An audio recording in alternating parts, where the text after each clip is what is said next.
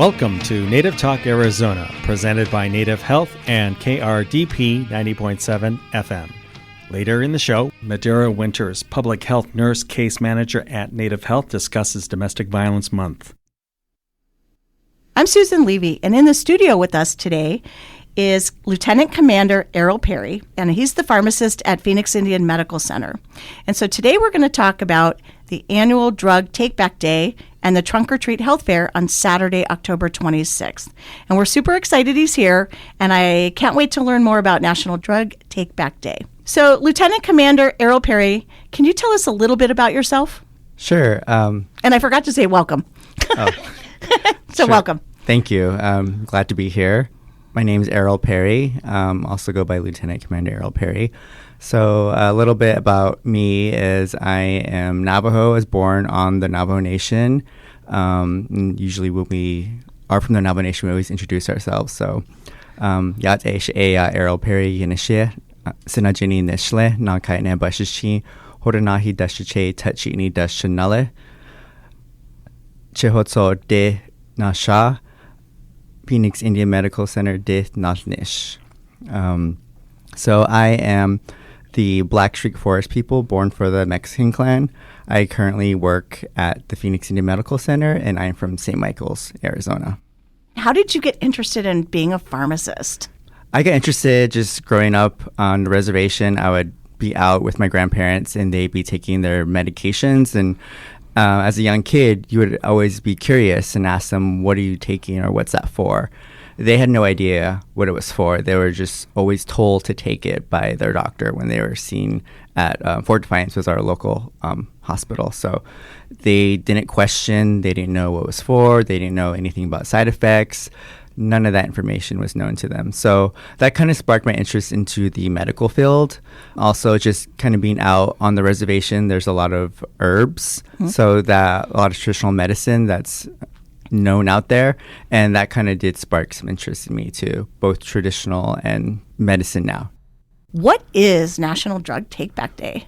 So National Drug Take-Back Day happens twice a year at sites all over the country to encourage people to clean out their medicine cabinets, get rid of old medications, unused and expired medications. Phoenix Indian Medical Center and community partners like the Phoenix Police Department, Phoenix Indian Center, Urban Indian Coalition of Arizona, and the DEA are working together to host a collection site at PIMC on Saturday, October 26. This time, in addition to providing a way to safely get rid of old and unused medications, we will have a health fair, a trunk or treat event, food trucks, and Indian market. That's going to be so cool. Why is Drug Take-Back Day important? I mean, besides the obvious of bringing in your old medications, is it just to get meds out of the house? Is it just so that you don't flush them down the toilet? So why is it important? That's a great question. It gives people a safe and secure location to dispose of their medications. Okay. By removing medications that are no longer being used from the home. It can help to prevent children, acquaintances, and even pets from getting into medications that were not prescribed to them. So I'm assuming you probably shouldn't flush medicine down the toilet, right? No. Probably not good for the water table and all of that. Okay. And it's probably not a good idea to put them in the trash either, right? No. Okay. All right. So how can you tell if someone in your household is using medications that were not prescribed to them? Would that be something like cough medicine? If you've got a teenager, should you be paying attention to that if things are disappearing, or if you're on pain medication? How do you know if somebody's using something besides maybe the bottle going down? Any other symptoms or signs? So medications could be missing from where you store them or run out earlier than they should. It is important that you store medications appropriately where others, such as pets, children, and visitors, cannot get into them, such as a lockbox. It can be dangerous to share medications with someone who is not prescribed the medications, especially controlled substances which have additional risks of overdose and potential abuse. With the help of the Phoenix Indian Center and the Urban Indian Coalition of Arizona, we will have medication lockbacks and other useful items and supplies to provide those who stop by our event. Okay, so a couple things. First of all, for people that don't know, what's a controlled substance? So a controlled substance falls into 5 classes of categories of potential risk. The lower the numbers, such as C2, the higher the potential risk. So it's 1 through 5? Yes. Mostly it's documented through 5 to 2. Oh, 5 to 2? Okay. Yes. And so the lower the number, the worse it is. Okay. So, what is that? What's a controlled substance? Does that mean, it's a pain medication? So controlled substances, they do fall into those categories, yes. Okay. They're regulated closely and monitored through the prescription programs. Each state's different. They have their own monitoring program. So once that medication is prescribed by a provider and filled at a specific pharmacy, it's documented. So, yes. So closely monitored on those specific controlled substances, as they're called. So they're FDA regulated. So it could be a pain medication. Right. It could be ADHD. It could be sleep medication as well, too. I didn't know sleep was controlled also. Mm-hmm. Oh, okay. Ambien. Oh, did not know that. Okay. All right. And then you mentioned a locked bag. You're going to be giving those out on the drug take back day. So what's a locked bag? So they're pretty secure as far as safety wise, and also it would show if someone tampered it or attempted to break into the bag. So you'll notice that something unusual is happening. Who can attend the drug take back day on October 26th? Is this open to absolutely anybody in the community? Great question. This event is open to the public. Anyone can stop by and drop off old, unused, expired prescriptions and over-the-counter medications. Okay. Can I bring I actually have a dog that has different medications. Can I bring my dog's meds that she's not on anymore? Yes, that Okay. works. As long as... It's actually people medicine, but she can't take it. I was going to say that. Okay. And then can I bring liquids, ointments, creams, or is it just pills and is it liquid too? Cough medicine? So we cannot accept liquid medications, creams, ointments, inhalers, aerosols, sharps, or needles. It is also best to try to remove all personal health information from the medication bottles that are being brought in. If you cannot remove the labels, you can block out the name, address, prescription number, and patient chart number using a black permanent marker. If I can't make it to drug take back day, how else can I get rid of old meds? You can look up other national drug take back events on the DEA's website at www.dea.gov/takeback day to find the collection site near you. They will also have other helpful resources, including listings of year-round drug disposal locations in your area.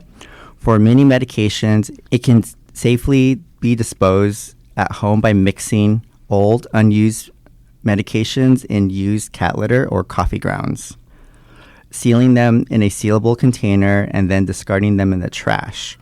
The FDA also has a flush list of certain medications that have a high risk of harming people from accidental exposure, but is low risk to the environment. I did not know that. Drug take-back programs are always the safest way to get rid of unused medications, but if you don't live near a drug disposal location, it's important to know other ways to keep your home safe. Okay. So again, don't flush them down the toilet. Check with people. Check your resources, right? Right. Yeah, just don't put them down the toilet and all of that. And then refer to the website, as I mentioned earlier. Okay. All right. Very important. Yes. Okay. I also want to ask, so if somebody's got sharps, what should they do? And I know you said you're not taking sharps that day. Sharps containers. What do people do with sharps containers? How do you get rid of those? So there has been some updates as far as disposing of sharps, especially when people have lancets when they test their blood sugar. They do have to put them in a unused container as well. So if you have an empty laundry detergent container, you can put them in there. And then you tape the top of it? Yeah, and then you would write sharps on it. And then where do you put that? In the trash? You would call your local collection, either it's Waste Management or Phoenix Indian Trash, get information as far as how to dispose of that. Because sometimes certain companies do not want to have those with the regular trash collection. So I would look up those resources on your local, like I said. Like City of Phoenix? Yes, City or of Mesa Phoenix. or Tempe, whatever, Right. like whatever municipality? Yes. Okay.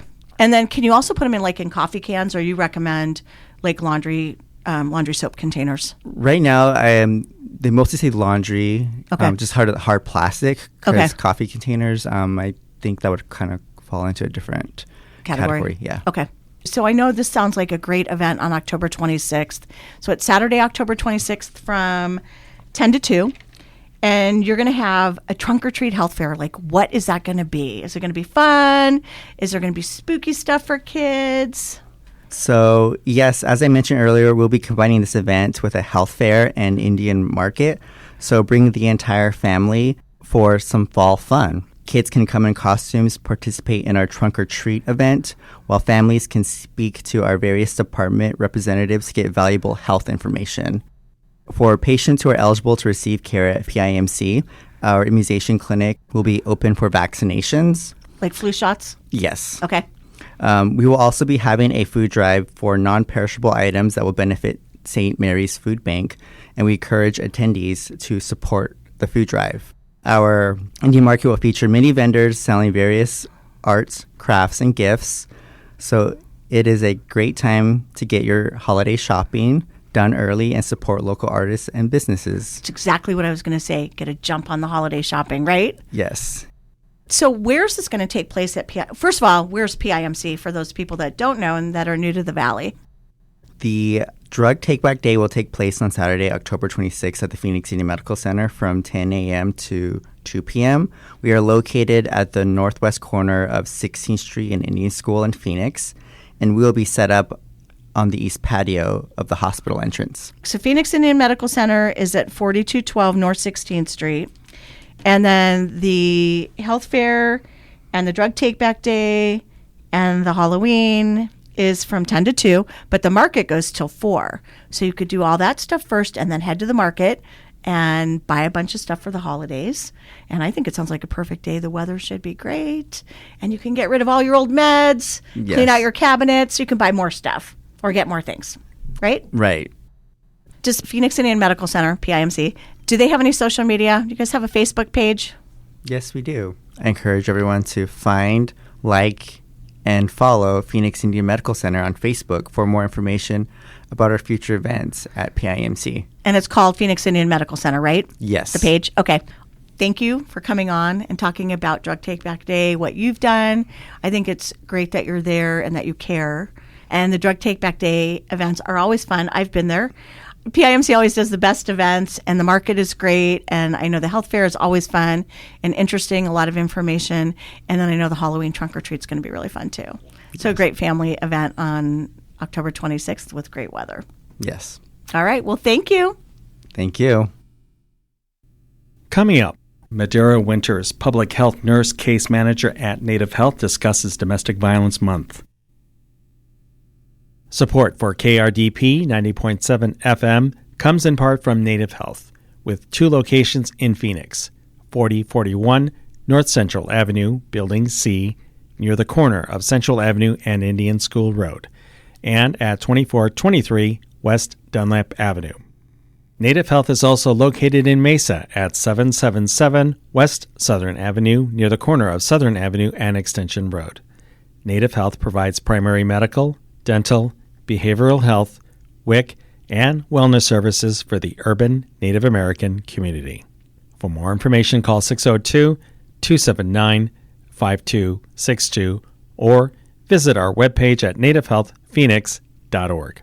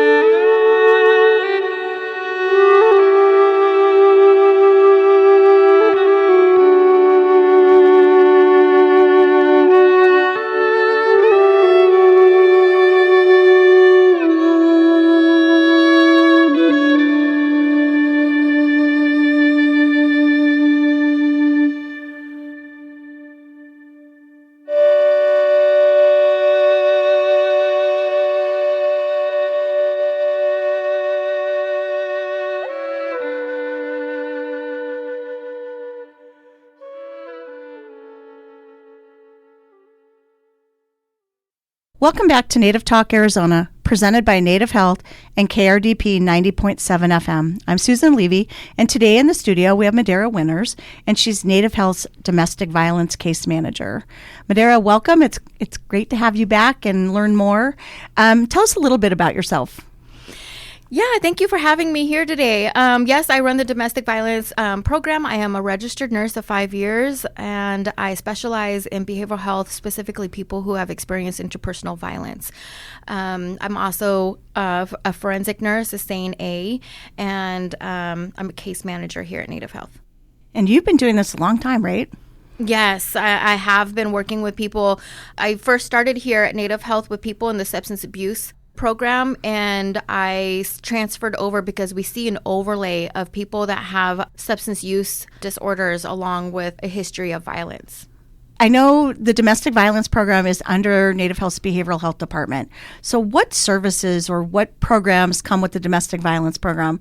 Is it what you do, and what all do you do? So it's like, I know that's a huge question. It's my program, but it's also a partnership with all of the resources that Native Health offers. So myself, I do offer mobile advocacy. I'm not going to just give you a phone number and send you on your way, a crisis number and send you on your way. I will actually walk through the steps with you. So when we're looking for a shelter, we're looking for a shelter together. If you need a restraining order, we will go down and get an order of protection together at the courthouse. If you need me to come with you to court to follow up to face your abuser, I will be there with you. If you need a SANE exam, I will be there with you. That's what mobile advocacy is about. We not only take care of your emergency needs of getting a shelter, food, clothing, getting you to safety, but we also focus on your intermediate needs and your long-term needs. So after you're safe, we focus on finding you a job, helping you with daycare, getting yourself set up. And then for the long-term care, that's when we really start talking about, okay, are you ready to work through the trauma with like counseling or what other services? And everything is based off of your needs and what you want to do forward. I just want to give you the tools and let you know what your rights are. So October's Domestic Violence Awareness Month. I think people think of different things of domestic violence. What is domestic violence? Domestic violence is tactics that it's a pattern of abuse that somebody uses to gain control or to pressure you. And so domestic violence could be anything from physical, emotional, psychological. It could be sexual. It could be, now we're encompassing cyberbullying and stalking. And there's also religious. Sometimes people can use religion against you to getting to safety. So let's start with physical. So if somebody punches you, obviously, or you have a black eye, that's, you can see that. It's visual. But are there other types that you can't see? So the one thing about domestic violence is it can happen to anybody. And it doesn't always start with somebody just punching you in physical. And sometimes it doesn't even reach physical abuse. A lot of times it starts with that emotional pushing boundaries emotionally and psychologically, telling jokes, keeping you isolated from your family, maybe taking your finances away from you and your ability to be self-sufficient. Those are the types of things that you really want to start looking for in yourself or maybe somebody else that's close to you if you're wondering if they're being abused. So those are more, I believe the psychological and emotional abuse is probably the most prevalent that everybody experiences before it even gets to the point where there's actually physical abuse. When it comes to physical abuse, sometimes the injuries you can't see. Women will hide them because they're embarrassed. Maybe they don't want to tell. Maybe they're in shock. And maybe the abuser will just keep them home from work so that nobody sees their injuries. But then there's also other times when maybe it was hit in the head, but you don't see it because the hair is covering it. Or maybe they're wearing a turtleneck if they were strangled. We are trained here at Native Health to look for those things. Our medical staff, our medical assistants, all of our workers here are trained to look for and ask if you are feeling safe at home. So if you're at home with somebody and you're not quite sure if they're pushing the boundaries of domestic violence or abuse or power, like what would be a tip-off? So would it be somebody looking at my cell phone or taking it away? Or if I want to go have lunch with somebody, what would be like a couple warning signs that people should look for? I think the very, very, very first sign that people miss is that gut feeling, like this doesn't feel good. this isn't nice. Like, I know that there's something wrong with this scenario here, but you allow it to happen because maybe we've been trained to not be rude. But if it doesn't feel right, it's probably not right. And if you try to get out of a situation, they're not letting you get out of a situation, or they're gaslighting you or making you feel bad because you want to leave a situation. Those are probably big red flags. If your friends and family are concerned about you, those are also big red flags. If a person is definitely isolating you, which I think is the questions that you're asking about, yes, a lot of times isolation is used because they don't want you to be around their friends and family, and they'll guilt trip you about it. So if you're like, yeah, I made plans to go out with my friends tonight, or we go out every Friday with my friends, and they're like, no, but I really wanted to spend the evening with you by myself, and they're not allowing you those moments that they know are scheduled with your time with your friends and family, then that can be isolation tactics, and they're trying to get you to stay away from your friends and family. So do you think that would obviously lead into domestic violence? Oh, that is domestic violence. You're already there. Yeah. You're already there. Mm-hmm. Okay. And so I know in terms of tribal members, the statistics are a lot higher. Isn't it like 1 in 4? Violence against American Indian women is at 83%. So around 9 out of 10 women will experience violence in their lifetime. And for men, that's right there with it at about 82%. And a lot of times the perpetrator is non-native. But there's other complications that go with that when we're talking about legal issues. Was the incident on reservation land? Is it off reservation land? And so majority of the violence against our people who go without being reported or without anything being done is usually the women that are on the reservation. But you said the perpetrators are non-native. Mm-hmm. We don't have the jurisdictional ability to prosecute non-native people on tribal land. But that's where most of the violence is occurring. Yes. And then you said the men are at 82%? Yes. That's really high. Yeah, violence against both men is the same. Yeah, it can be really high. Women can be abusers. Our LGBTQ faces really high violence rates as well. And it's staggering because we only make up 2% of the human population. So we really need to address, and the more we talk about these issues, the more we can address it. So it sounds like absolutely anybody can experience domestic violence. Definitely. So for Domestic Violence Awareness Month, is the month just to really call attention to it and think about your situation or think about your friends and family that might be in it? Is that sort of the idea behind the Awareness Month? Yes, but domestic violence happens all year round, especially around the holidays. So be extra alert around the holidays that are coming up. Violence does happen in the families, the isolation pressures around family. But yes, October is the month we wear purple. You'll see around Phoenix area that there's a thing that Phoenix does is called Paint the City Purple. And you'll see a lot of the buildings lit up in purple. And that's the reason why, so that we can get to a point where we can start discussing and supporting each other with domestic violence. I know you mentioned that domestic violence increases, or isolation, or any of the type of domestic violence increases at the holidays. Is it just the stress of the holidays, or what do you think it is? Yeah, there's added pressure. There's financial pressures. There is the pressure of having family around, because remember, sometimes abusers really want you isolated. There may be bruises. They can't act the way they want to when the family is there to bear witness. So you want to make sure that you are reaching out to your family and you are reaching out to your friends and still doing the things that you need to do with your family. If you are being abused, say something.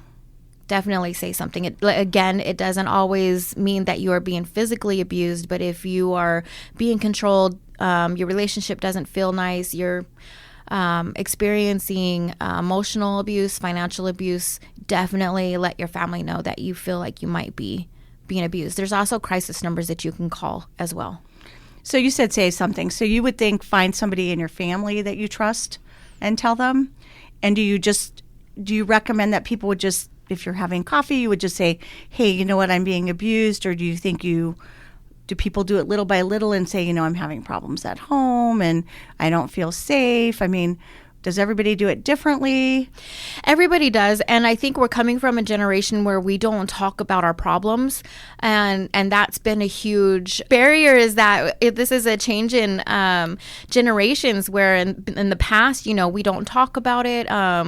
You know, we deal with our problems at home quietly, and now we're really seeing how that has harmed us more. So we want people to come out and say something to your friends. So find somebody that you really trust.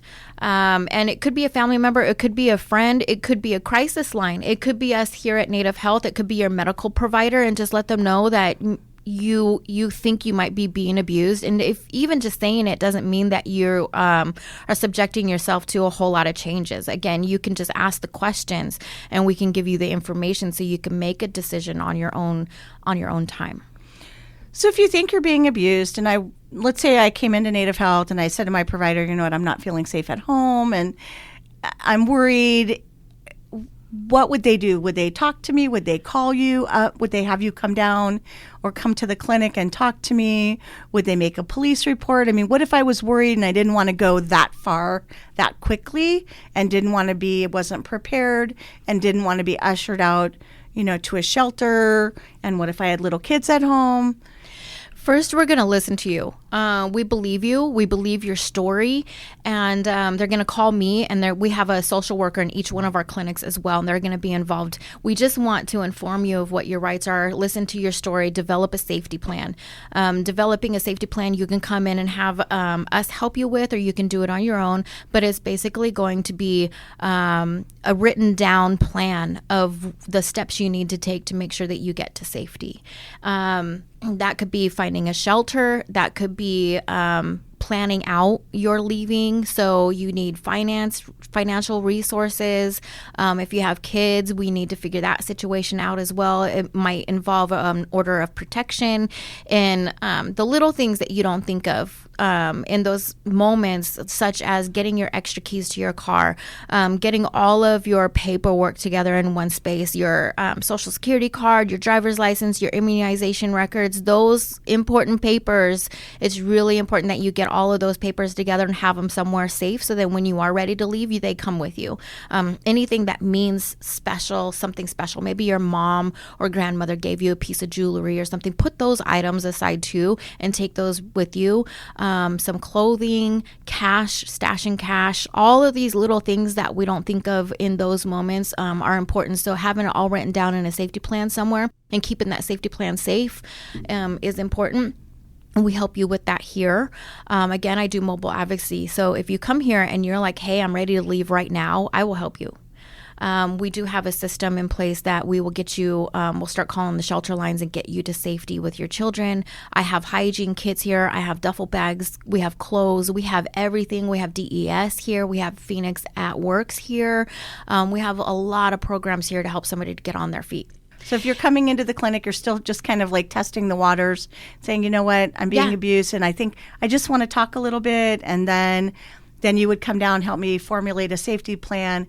And then generally, does that take days, weeks, months, or does it all depend on the person and how fast they're ready to move and their situation? Yeah, sometimes you're just wondering, and we're not here to push you into doing something that you're not comfortable with. Everything is centered around you and your care and the steps that you need.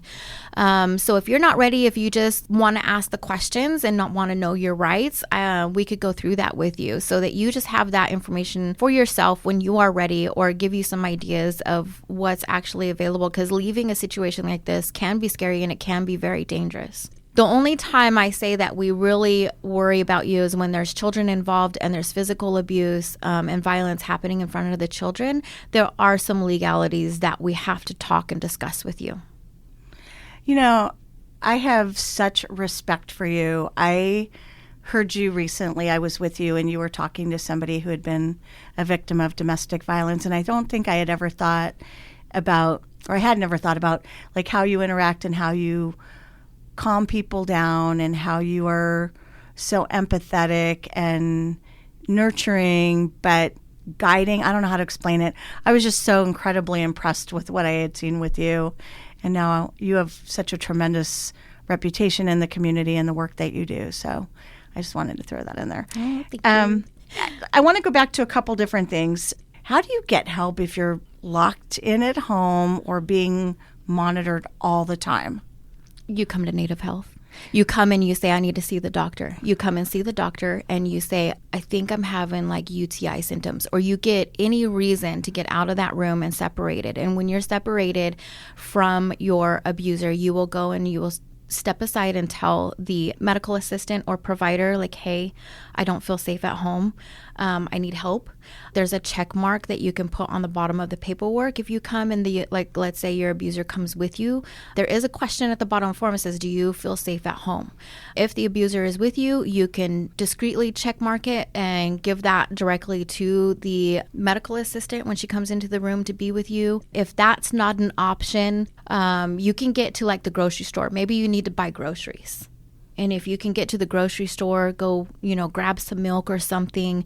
You can always use the phones over at the store. There's different ways that you can get a hold of somebody if you need to. If you come here to Native Health, I do have extra phones that you can make all of these calls to get yourself to safety so it doesn't show up on the phone bill that maybe your line is connected to theirs. So how long have you been doing this? I have been doing this for 2.5 years now. How'd you get interested in domestic violence? It actually landed in my lap with our director in behavioral health services, but I'm actually a survivor myself of domestic violence and sexual assault. So I can empathize with the fear of all of this happening. Like, something's not right, but you don't know what your options are. Maybe your family isn't in town to help you.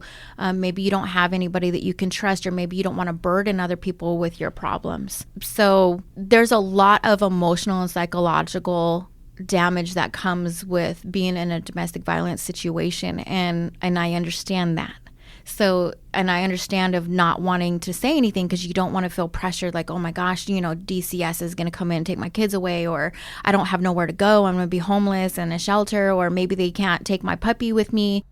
All of these things are all thoughts. Like, I don't have no money, I don't have nowhere to go. So those are all genuine fears.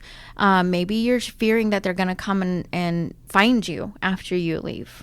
So yeah, that is the most critical time and dangerous time to leave. But that's why I feel like I have a lot of empathy towards people that are being abused in our community, and making sure that they know what their rights are. Being informed is probably the most self-empowering thing that you can do, is to just gain the knowledge you need to get away from the situation. That's a lot.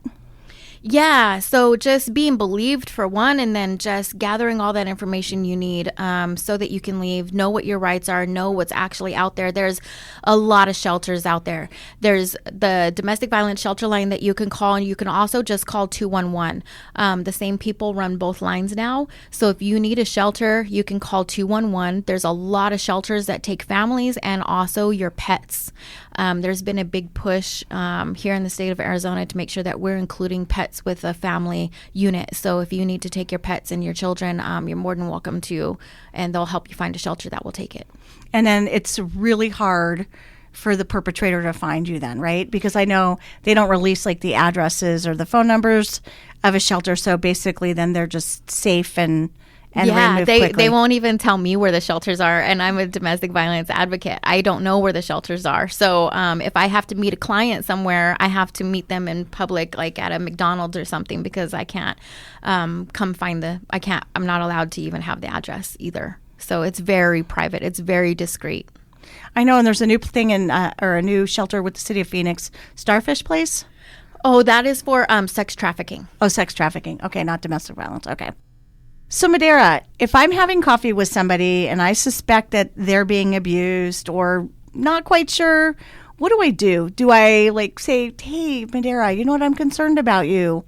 Do I wait for them to say something? Do I what would be my tip-offs? What would I do? Should I call 211? Should I call the police? What do you do as a good friend or a good relative? The best thing you do is ask. Just keep asking. Maybe they won't come forward to you then, but if this has been going on for a while, you definitely just keep asking. I'm concerned about you. You're different lately. We don't see you as often. Ask those questions. Let them know what you're seeing, the patterns that you're starting to see. Because sometimes verbalizing it, the person will be like, oh, yeah, Yeah, that is happening. Sometimes they just need to hear it. And then the next thing I would do is make sure that you also have a list of resources. Don't pressure them. Definitely don't confront the abuser, because you can make the situation a whole lot worse. But just let them know that you're there.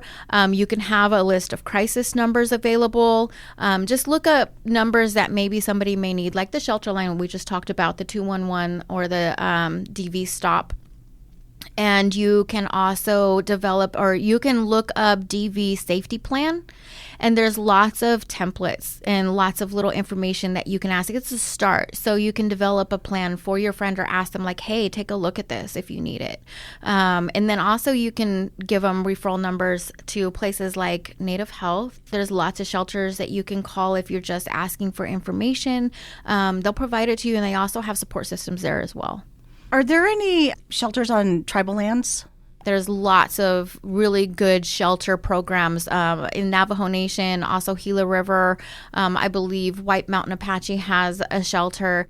If you feel the need that you want to flee the Phoenix area and go back to your reservation, we can definitely help you get in touch with those shelters and let them know that you're on your way. Okay, and are those for just their own tribal members? Or they each is... Unfortunately, yeah. Okay. I would love to send everybody to Gila River because they have a really good program and they're really close to the city. But unfortunately, they just help Gila River members. Navajo Nation helps Navajo Nation members. But we can definitely help guide you in figuring out if you want to, if it's an option for you to go back to your tribe, or if you want to stay here in the valley. So do teens experience domestic violence? Dating abuse happens, yes. So like if I have a daughter who's a teenager, and what would be some tip-offs if she's dating somebody and there's some issues? Same thing, dating, but I think with teens, it's more the cyberbullying and stalking. If a teen says, no, I don't really want to know you, they may start seeing signs of this person stalking their social media, maybe checking their phone, demanding that they send nudes. That's a big one. So definitely have these discussions with your teenagers. You can even have discussions as with like your 3-year-olds. And I'm not talking about these dating violence, but you can definitely start setting boundaries and teaching your child to advocate for themselves even at a very young age. So talking to your children about setting boundaries with people, always getting consent. What does consent look like? And talking with your children. I know they're really, really uncomfortable situations, but you can always bring it up like during a news broadcast. There's always something on the news about this. You can talk about it during a movie, or you can just talk about it, just sitting at the dinner table. I know it's awkward, but these situations are coming up. And so it's really important that you have that open communication. And also as a parent, I know sometimes it's difficult, but don't show judgment. You just let them know that you are a safe space to come and talk. If anything is happening in their world, always ask how their day is going. Ask who their friends are. Talk with their teachers. Just let them know that you're there and you're interested. And I know you mentioned that you're a SANE nurse. So what is SANE? So this is a branch of nursing that's specialized. So a SANE stands for a Sexual Assault Nurse Examiner. You have adult and pediatric. And it's an extra certification. So when you become a SANE nurse, you have to be a nurse for at least 3 years already. And then you go through an extra certification process so that you can specialize in taking care of somebody who's been sexually assaulted. There's a 5-day window if you've been sexually assaulted to get to a SANE nurse. If you call your local police department or family advocacy center, they should have SANE nurses there or guide you to one. Honor Health is a great SANE program, and I believe Banner started a SANE program. But you can go to a SANE nurse. They're going to ask a full history of what you went through so they can get that documented, and then they also know what to look for on your body. If you've been strangled or they bit you, what they're going to do is they're going to collect evidence, and they're going to take pictures. We're going to get a history of what happened to you. We're also going to get a more maybe invasive history of your sexual history and health history. And this is because, let's say you have a boyfriend or a husband or a girlfriend and you get sexually assaulted. We want to rule them out as not the perpetrator. So that's the reason why we ask those invasive questions when it comes to your sexual history. we'll go through your histories with you, and then the next part is the examination. We will probably collect your clothes, especially your underwear or any parts where we think that maybe there may be evidence on you, even if it's like they threw you into the back of a van and you might have dog hair or carpet fibers on your clothes from their van. We want to collect that. If you were bitten, if you were forced to do oral, we're going to ask that you not eat or drink anything until you get the exam done. Don't brush your teeth because we're going to swab your mouth. We're going to look in your mouth for injuries. We're going to look if you were hit, punched, strangled. We're going to look for injuries around those areas as well. Anywhere that you were touched, we're going to swab. And so that swabbing process and looking is also in your vaginal area and your anal rectal area and your penis. So just be prepared that it might feel really uncomfortable, but everything is at your own pace. And if there's any part of the program that you, or any step that you don't want to do, then just tell the nurse you don't want to do that part. This is something that Arizona has. It's a law that you can get a SANE exam and not report to the police. So you can get the rape kit collected and keep it until you're ready to come forward. You can even submit it anonymously. But this is all just in case you're ready to go to court and file charges against your perpetrator. And sometimes the nurse does get called into court to advocate as to what they've seen in the exam. You said you can do the SANE exam 5 days, up to 5 days later, right? So, but obviously you would want to do it sooner rather than later, because you're saying like, showering or brushing your teeth or whatever. So you would want to do it as soon as you were safe, I assume? Yeah, but even if, like, let's say you don't know, you're still in shock, you're sore, you're hurting, you're confused, just put those clothes into a bag, but not a plastic bag, because we don't want it to get moldy. So we want to keep it dry, but still keep and preserve that evidence. So put your clothes, especially your underwear or any parts that may have touched like DNA evidence. If they bit you on your chest, maybe you're going to keep that shirt. So put it in a bag so you have a little bit of time to think about it, and then just take those clothes to the SANE exam when you're ready. So should you write down something? Like, should you write down anything you can remember? Yeah. Like at the beginning. So let's say something happens and you're not quite ready to call a SANE nurse like today or tomorrow, maybe by the end of the week, but you should write down anything and everything you can remember. Yes. Dates, times, clothing, what people look like, where you were. If you know the perpetrator or don't know the perpetrator, and then also you're going to write all that information down. You're going to keep all of your clothes, and also be prepared for the after. We will guide you to an advocate, and we will also ask you for prophylaxis. That's to give you treatment in case we don't know if that person had STI. We want to make sure that you have those medications as well. Something that sounded a little strange to me. You said that in Arizona, you can have a SANE exam and not do a police report? Yeah, under VAWA. Which is what? For those people that don't know. So it's the Violence Against Women's Act. Here in the state of Arizona, other states may be different, but in the state of Arizona, you do not have to file the police report. This is completely separate. This is care for you. This is nursing care for you as a victim that is specialized to treat your trauma, to treat you as a person, to treat you as a human being. Because sometimes if you go straight to the police department, you can feel like you're being interrogated. It's very insensitive. But nursing, we care about you as a human being, and that comes first. Your treatment, your taking care of your body, your mind, your spirit is always first before all the other stuff. So if you were to see a SANE nurse, if they went to you, then would you go with them to make a police report if they wanted? Usually the police show up. We'll just call the police and say they want to file a police report. Oh, and then they come here and then we usually go through the paperwork and ask you those questions up front so we know which direction you're going to take this. If you want the police to come, then we will just call them and let them know that we're getting a SANE exam done and they would like to file a police report. But then you stay with them and you're kind of the support for them, right? Throughout the process, are you allowed to do that, or? A lot of times we'll ask an advocate to come in. Okay, and who's an advocate? An advocate, there are advocates at the hospital and at the forensic sites and locations, or we will give you the phone numbers and information to them.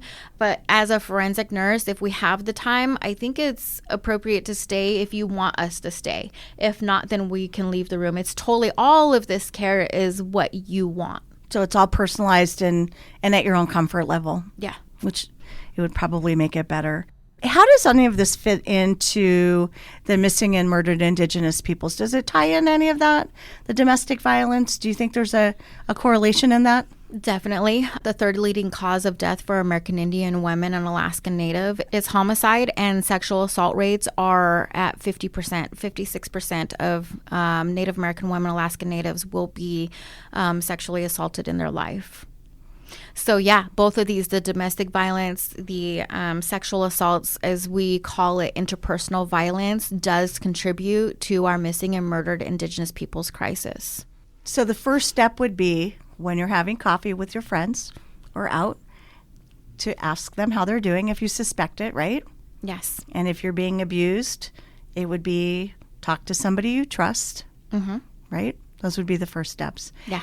Okay, let's circle back. So what programs, again, does Native Health have that would that could assist domestic violence victims? So I love working here because there's so many programs here. So sometimes we need, when we're dealing, I'm here for your immediate needs. So we will get your shelter, your living situation taken care of. We will get your police reports done if that's what you choose. Your protection orders, we will get those if that's what you choose. But my main goal at first is to make sure that you and your children are safe. So we're going to get you to a safe space, and then next we will deal with all the other things. If DCS is involved because there's kids involved, we have a positive Indian parenting program here that is court recognized. We also have a DV perpetrator group that is court recognized.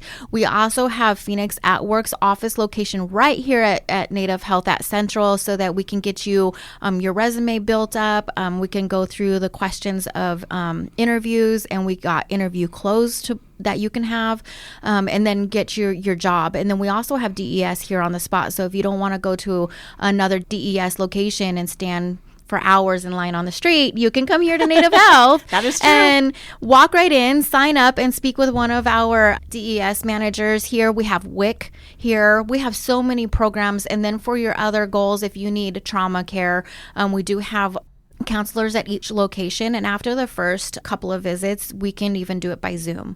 So if you really feel like it's better for your schedule or just for your comfort level, we can do those appointments by Zoom. It's through the internet, so that you don't have to come down here to the office. Sometimes we have shelter people in shelters and they can't get down to the clinic, so we can do those Zoom meetings from the shelter. Yeah, so we just have tons of programs. We have talking circles, we have traditional support. So I just really think that this is the perfect location. Everything's at our fingertips, and I work closely with all of them. You do such a tremendous job. So if somebody is worried and thinking, oh, you know what, I might be abused, or this doesn't feel right, how would they reach out? Is that the first step? Would we call you and say, hey, Madera, like, I'm not comfortable, I would like to come in and talk to you? Or do they call you? What's the first step? Yeah, you can come and talk. I have a private office that you can come in and talk. We can sit down and discuss what is happening to you, and then what your options are. So we'll go through a safety plan, and that's for you. And you just let me know if you want me involved or if this is something that you're going to move forward on purpose. But I'm just here for your support and to give you information as you need it. And I'm always here. So even after the first visit, or you just need to come in and have a safe place to decompress for a minute, you're more than welcome to stop by my office and relax with a cup of coffee. We'll drink some coffee together. So you're at our central location. Yes. Right? And so if somebody's uncomfortable, they could walk into the front desk and say, you know what, I would like to speak to Madera Winters, our counselor, or is that what they would ask for? Case manager. Case manager? Yeah. Okay. Or they can just say, I really need to talk to somebody about DV, and everybody knows who I am. So Yeah, that they'll is just true. call me. Everybody does know who you are and what you do, and you do such a great job. Thank you. And then you're at Central, but if somebody happens to go to another location, another Native Health location, then they would call you, right? Yeah, I will Okay. pack my things up, and the only thing I need to know is, are you ready to leave at that moment, or are you just needing and requesting information? Because I want to make sure that I get myself a duffel bag and shelter bag and all the things that I think you might need if you are planning on leaving. But I can be at either of the other two locations within 15 minutes. Okay, couple more questions. I know we're almost out of time. It is October. October is Domestic Violence Awareness Month. Any last minute thoughts or suggestions? Keep supporting each other. Keep talking about it. Keep keep advocating for yourself and others. Good message. I appreciate your time. I know you're super busy, but really you do such a tremendous job for the community. I hope you know how special you are and what a blessing you are. So thank you. Thank you.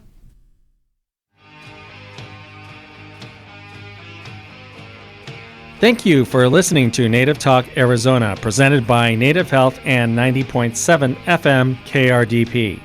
Our executive producer is Susan Levy. Sound engineer is Javier Quiroga. We hope you will tune in again next week. If you have any questions, please reach us at nativetalkaz@listen2krdp.com.